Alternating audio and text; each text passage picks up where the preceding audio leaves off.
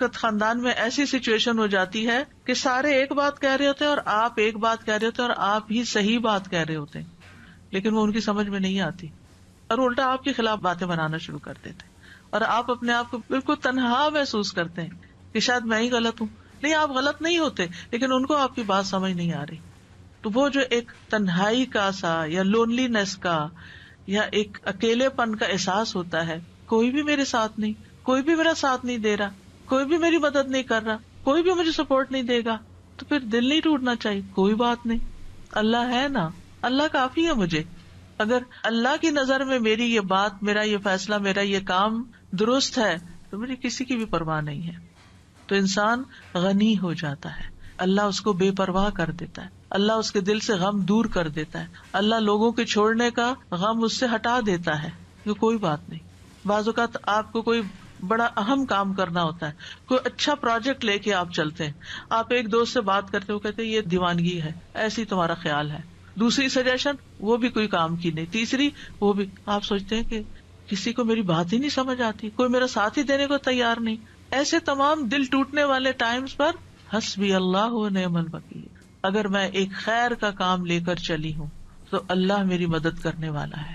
کیونکہ ہم دیکھیے کہ دنیا میں بڑے کام صرف ان لوگوں نے کیے ہیں جن کا حوصلہ بلند ہوتا ہے، جن کا توکل پھر اللہ کی ذات پر ہوتا ہے کہ یہ ہوگا، اللہ کرے گا، کرنے والا اللہ ہے.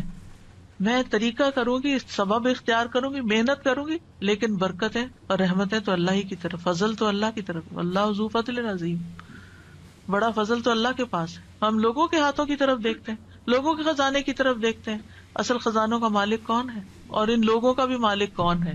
وہ بھی اللہ ہے. ان کے دل بھی اللہ کے ہاتھ میں، وہی انہیں توفیق دے گا تو خیر کے کام میں ساتھ دیں گے، نہیں تو نہیں دیں گے.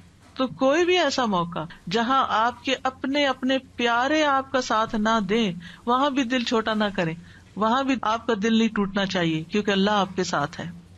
تو فَإِن تَوَلَّوْا، اگر یہ منہ موڑ جائیں، آپ کا ساتھ نہ دیں، تو آپ حسبی اللہ کہیں، لا الہ الا ہو کہیں، علیہ توکلت کہیں، وہو رب العرش العظیم کہیں. ایک چھوٹی سی دعا کے اندر ہر پارٹ جو ہے اس کا بہت پاورفل ہے. یعنی اللہ مجھے کافی ہے، اللہ کے سوا کوئی معبود نہیں ہے، میرا بھروسہ اس پر ہے، مجھے اس کی مدد کا یقین ہے، میں اس کی طرف رجوع کرتا ہوں، وہ میری مدد کرے گا. وہ ساری مخلوق کا مالک، اور مخلوق میں سے سب سے عظیم ترین مخلوق کا بھی وہی رب ہے، وہی مالک ہے، وہی خالق. تو میں اس کا سہارا لیتا ہوں. تو یہ ان مبارک دعاؤں میں سے ہے جن کے پڑھنے کا اللہ تعالیٰ نے خود نبی صلی اللہ علیہ وسلم کو قل کہہ کے حکم دیا.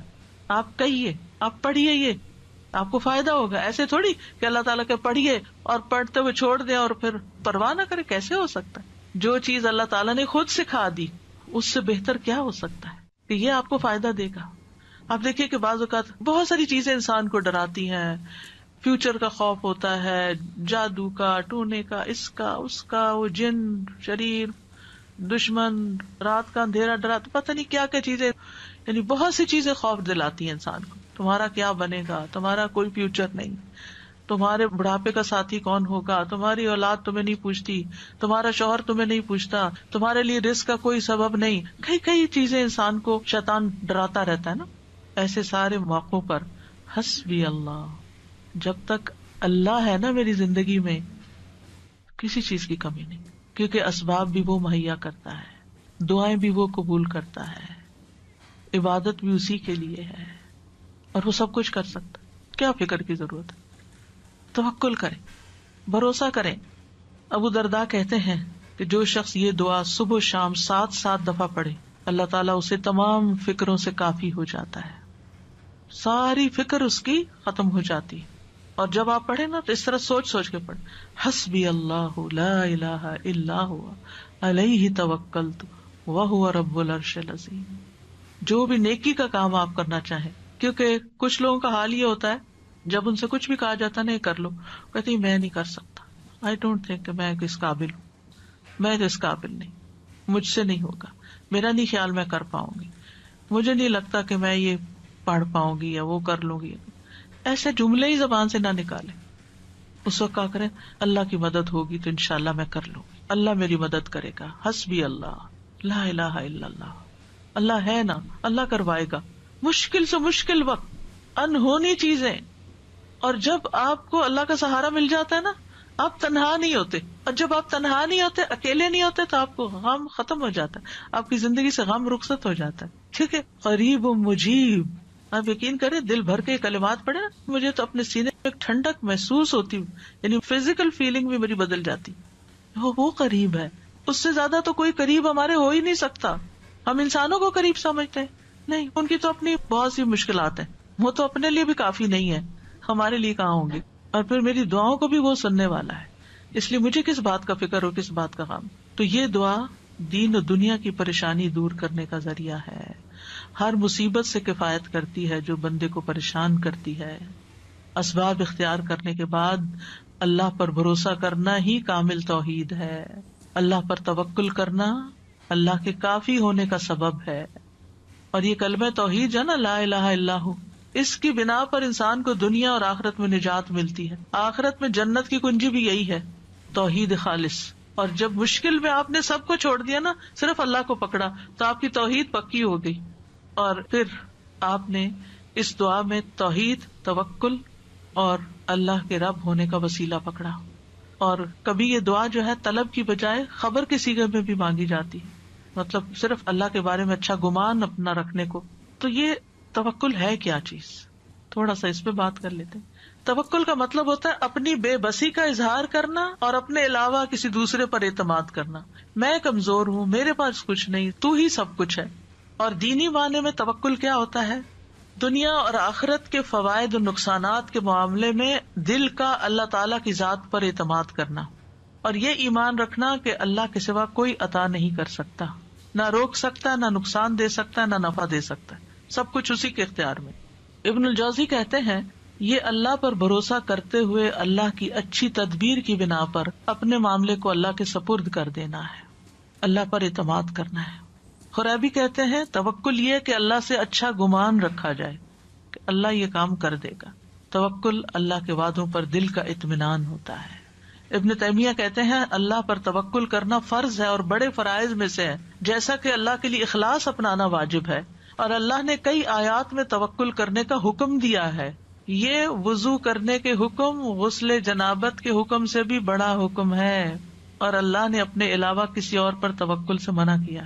یعنی وضو کا حکم تو ایک دفعہ ہے نا، جنابت سے غسل کا حکم تو قرآن میں ایک دفعہ ہے، توکل کا حکم کئی دفعہ آیا. تو ہم وضو کا اہتمام تو ضرور کرتے ہیں، پاکیزہ ہونے کا اہتمام کرتے ہیں، لیکن جب توکل کی باری آتی ہے تو ہم فیل ہو جاتے ہیں، وہ ہمیں یاد نہیں رہتا. پھر سعید بن جبیر کہتے ہیں اللہ پر توکل کرنا ایمان کا خلاصہ ہے.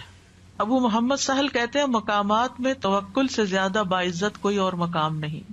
اللہ تعالیٰ اپنے نبی کو حکم دیتے ہیں فَتَوَكَّلْ عَلَى اللَّهِ إِنَّكَ عَلَى الْحَقِّ الْمُبِينِ، پورا کانفیڈینس دیا، آپ اللہ پہ بھروسہ کیجئے، آپ واضح حق پر ہیں، آپ سچ پر ہیں. ایک اور جگہ پر ہے وَتَوَكَّلْ عَلَى الْحَيِّ الَّذِي لَا يَمُوتُ وَسَبِّحْ بِحَمْدِهِ، اس زندہ ہستی پر بھروسہ کیجئے، یعنی اللہ پر جو نہیں مرے گا، اور اس کی حمد کے ساتھ تسبیح کیجئے. ہم کس پر بھروسہ کر رہے ہوتے ہیں؟ انسانوں پر جو کہ ختم ہو جانے والے. مومنوں کو حکم دیا وَعَلَى اللَّهِ فَلْيَتَوَكَّلِ الْمُتَوَكِّلُونَ، وہ توکل کرنے والوں کو اللہ پر توکل کرنا چاہیے. رب المشرق والمغرب لا الہ الا هو فاتخذہ وکیلا، مشرق اور مغرب کا رب ہے، اس کے سوا کوئی معبود نہیں، سو اسی کو کارساز بناؤ، اس کو اپنا کام درست کرنے والا سمجھو. توکل اللہ پر ایمان ہونے کی علامت ہے. توکل وہی کر سکتا ہے جس کا اللہ پر ایمان ہو. جس کے پاس ایمان نہیں اس کا توکل بھی نہیں ہوتا. جتنا ایمان زیادہ ہوگا اتنا توکل زیادہ ہوگا، جتنا ایمان کم ہوگا اتنا توکل کم ہوگا، جتنا توکل کم ہوگا اتنا ایمان کم ہوگا، جتنا توکل بڑھے گا اتنا ایمان بڑھے گا. دونوں لازم و ملزوم ساتھ ساتھ بڑھتے جاتے ہیں. یہ اسلام لانے کا تقاضا ہے. موسیٰ علیہ السلام نے کہا میری قوم ان کنتم آمنتم باللہ فعلیہ توکلوا ان کنتم مسلمین، اگر مسلمان ہو نا تو پھر دشمن سے نہیں ڈرو، اللہ سے ڈرو، اللہ پہ بھروسہ کرو، کیونکہ نفع نقصان کا مالک تو صرف وہ ہے.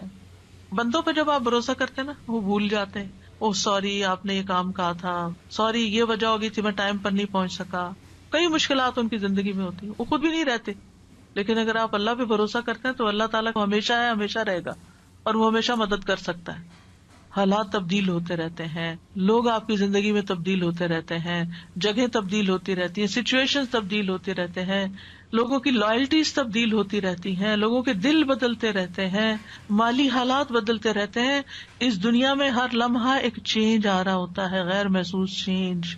اور بعض اوقات ہم اس کو ٹیکل نہیں کر سکتے کیونکہ ہمارے اندر بھروسہ نہیں ہوتا، توکل نہیں ہوتا. جو توکل کرتا ہے وہ ہر تبدیلی کے اندر کام ہوتا ہے. موسم بدل رہا ہے، کوئی بات نہیں، کوئی بھی چیز پسند کے خلاف، کوئی بات نہیں، سب ٹھیک ہو جائے گا. تو اللہ سبحانہ وتعالی نہ ہم سے غافل ہے اور نہ ہی ہم سے دور ہے. اس لیے کسی اور کو کارساز بنانے کی بجائے اسی کو سہارا سمجھا جائے، کیونکہ جو اللہ کے سوا دوسروں کو سہارا بناتا ہے تو ایسے سہارے کمزور ہوتے ہیں. مکڑی کا گھر، اس کی مثال دی گئی قرآن میں. تو ہر کام کا ارادہ کرنے کے بعد اللہ پہ بھروسہ کرے. فَإِذَا عَزَمْتَ فَتَوَكَّلْ عَلَى اللَّهِ، عزم کر لیا توکل اللہ پر. لوگوں کا ڈر ہو تو بھی توکل اللہ پر. لوگ منہ موڑ رہے ہو تو توکل اللہ پر. کوئی چیز غم زدہ کرتی ہے توکل اللہ پر. جان کو خوف لاحق ہے توکل اللہ پر. جیسے جادوگروں نے کہا تھا فرعون کے مقابلے میں، فقد ما انت قاد، جو فیصلہ کرنا کر لو، ہم تو اللہ کی طرف جانے والے، تم ہمارا کیا بگاڑ لو گے. جادوگر تھے، کس حرام کام میں پڑے ہوئے تھے، ایمان آیا کہاں پہنچ گئے، سارا ڈر ہی نکل گیا اندر سے. جب کسی کی سازشوں کا علم ہو، کوئی چالیں چل رہے ہمارے خلاف، توکل اللہ پہ، کیونکہ ہم نہیں نبٹ سکتے لوگوں کی چالاکیوں سے، اللہ نبٹنے والا کافی ہے. دشمنوں کا خوف ہو، کوئی بھی مدد اور نصرت چاہیے، توکل اللہ پہ. کوئی اذیت دے، کوئی تکلیف دے، کوئی پریشان کرے، جہاں سے آپ کو خوف لائق رہتا ہے، اب پتہ نہیں یہ میرے ساتھ کیا کرے گا، اس نے پہلے بھی جادو کیا تھا مجھ پہ، وہ بڑا مشکل ٹوٹا، اب پھر یہ پھر کر دے گا مجھ پہ. نہیں، عام طور پہ لوگوں کی یہ ذہنی کیفیت رہتی ہے نا، وہ فلاں آیا تھا نا، مجھے نظر لگ گئی تھی، اب یہ پھر آ گیا، اب پھر یہ کچھ کر کے جائے. نہیں، مت ڈریں، اللہ کافی ہے. جب ایسا کوئی خوف آنے لگے، حسبی اللہ و نعم الوکیل، کوئی کچھ بھی نہیں کر سکتا، اللہ ہے نا بس. اگر کوئی الزام لگائے آپ پر، آپ کو کوئی جھوٹا کہے، کوئی اور طرح سے تنگ کرے، تکلیف دے، تو اللہ پہ بھروسہ کرے کہ اللہ تو کافی ہو جائے ان سے مجھ کو. پھر اسی طرح بعض اوقات انسان کو کچھ کمپرومائز کرنے پڑتے ہیں، کسی کے ساتھ صلح کرنی پڑتی ہے، کچھ اپنے حق چھوڑنے پڑتے ہیں. بعض اوقات آپ لیٹ گو کر دیتے ہیں اپنا کوئی حصہ کہ اپنے بہن بھائی سے لڑائی ختم کر کے، تو پھر آپ سوچتے میرا کیا ہوگا. تو اللہ پہ توکل ہے، اللہ کافی ہے، اللہ مجھے کہیں اور سے دے گا. میں نے اللہ کی خاطر چھوڑا ہے نا، اللہ اس سے کئی گنا زیادہ لوٹائے گا، کیونکہ اللہ کی خاطر یہ کیا ہے میں نے. پھر اسی طرح کوئی بدشگونی ہوتی ہے، کتنی چیزیں ہیں بدشگونی کی جسے لوگ ڈراتے ہیں، کالی بلی سے، پتہ نہیں اور کس کس سے، یہ رستہ کاٹ گئی، وہ فلاں نظر آ گیا. ان ساری بدشگونیوں کا مقابلہ بھی جہاں سپرسٹیشنز ہو، جہاں وہم، کیونکہ بعض لوگوں کو وہم ہی کھایا جاتا ہے، ہونا ہوانا کچھ نہیں ہوتا، یہ ان کا صرف خیال ہوتا ہے. یہ نہ ہو جائے، میں گھر سے نکلی ہوں گاڑی لے کر، پتہ نہیں کوئی ایکسیڈنٹ نہ ہو جائے، یہ جہاز پہ بیٹھنے لگی ہوں، پتہ نہیں اس کا کریش ہی نہ ہو جائے. یعنی کوئی نہ کوئی ایسی باتیں انسان کے دل میں شیطان ڈالتا رہتا ہے کہ جس سے وہ انجوائے کرنے کی بجائے اس سچویشن کو صرف خوف زدہ رہتا ہے. تو ایسے تمام توہمات، ایسی تمام خوف زدہ کرنے والی باتیں، ان کے لیے کیا کریں؟ اللہ پہ توکل کریں. پھر اسی طرح آخری زمانے کے جو فتنے ہیں، دجال کا آنا ہے، ان سب مواقع پر بھی اللہ پر بھروسہ، اللہ کا دامن تھامے، اللہ کی طرف رجوع کریں. جب نبی صلی اللہ علیہ وسلم نے ایک موقع پر دجال کے بارے میں لوگوں کو آگاہ کیا تو آپ نے فرمایا کہ جب وہ یہ دعویٰ کرے گا نا کہ میں تمہارا رب ہوں، تو جو شخص یہ کہہ دے کہ تو ہمارا رب نہیں، ہمارا رب تو اللہ ہے، ہم اسی پہ توکل کرتے ہیں، اسی کی طرف رجوع کرتے ہیں، اور ہم تیرے شر سے اللہ کی پناہ میں آتے ہیں، تو اس کو اس پر تسلط حاصل نہیں ہوگا، وہ اس کو نہیں پکڑ سکے گا. اس وقت بھی ربنا اللہ علیہ توکلنا وإلیہ انبنا نعوذ باللہ من شرک، یہ اگر کوئی پڑھ لے گا تو دجال اس کا کچھ نہیں بگاڑ سکے گا. تو بہرحال جو لوگ اللہ پہ توکل کرتے ہیں، ایک طرف وہ شر سے بچ جاتے ہیں، دوسری طرف ان کو بہت سے فائدے بھی ہوتے ہیں، اللہ کی محبت ملتی ہے، کیونکہ ان اللہ یحب المتوکلین، اللہ توکل کرنے والوں سے محبت کرتا ہے، اللہ ان کو کافی ہو جاتا ہے. ومن یتوکل علی اللہ فہو حسبہ، جو اللہ پہ توکل کرے گا اللہ اسے کافی ہوگا. وتوکل علی اللہ وکفی باللہ وکیلا، اللہ پہ بھروسہ کریں، اللہ کافی ہے کارساز، پھر آپ کو اس کے سوا کسی کی مدد کی ضرورت بھی نہ رہے گی. توکل انسان کو بہادر بنا دیتا ہے، توکل انسان کو مستقبل کے خوف سے بچاتا ہے، اینگزائٹی سے بچاتا ہے. اینگزائٹی میں یہی ہوتا ہے نا کہ پتہ نہیں ابھی کیا ہوگا، پتہ نہیں ابھی ہوگا کہ نہیں، پر بے چینی بے قراری. توکل آپ کو اطمینان میں ڈال دیتا ہے، شیطان سے حفاظت ملتی ہے، وہم دور ہو جاتے ہیں. آخرت میں بڑا اجر ہے. وَلَأَجْرُ الْآخِرَةِ أَكْبَرُ لَوْ كَانُوا يَعْلَمُونَ الَّذِينَ صَبَرُوا وَعَلَىٰ رَبِّهِمْ يَتَوَكَّلُونَ. اور آخرت کا اجر تو بہت بڑا ہے، کاش وہ جانتے ہوتے. جن لوگوں نے صبر کیا اور اپنے رب پر ہی بھروسہ کرتے ہیں، ان کے لیے آخرت میں بہت بڑا اجر ہے، کیونکہ انہوں نے ہر موقع پر اپنی توحید خالص کر لی، اللہ پہ بھروسہ کر لیا، اللہ پہ بھروسہ کر لیا. رزق کا معاملہ ہو، بیماری صحت کا معاملہ ہو، اولاد کا معاملہ ہو، انسانوں کا معاملہ ہو، لوگوں کی پھیلائی ہوئی افواہوں کا معاملہ، کچھ بھی ہو، اللہ کافی ہے مجھے. یعنی ایسے لوگ زندگی میں سب سے زیادہ پرسکون ہوتے ہیں جو اپنے معاملات اللہ کے سپرد کر دیتے ہیں. تو اس لیے کوئی بھی چیز جب آپ کے دل میں گھبراہٹ ذرا سی بھی ڈالے، فوراً پڑھے حسبنا اللہ و نعم الوکیل یا حسبی اللہ و نعم الوکیل، حسبی اللہ لا الہ الا ہو علیہ توکلت وہو رب العرش العظیم.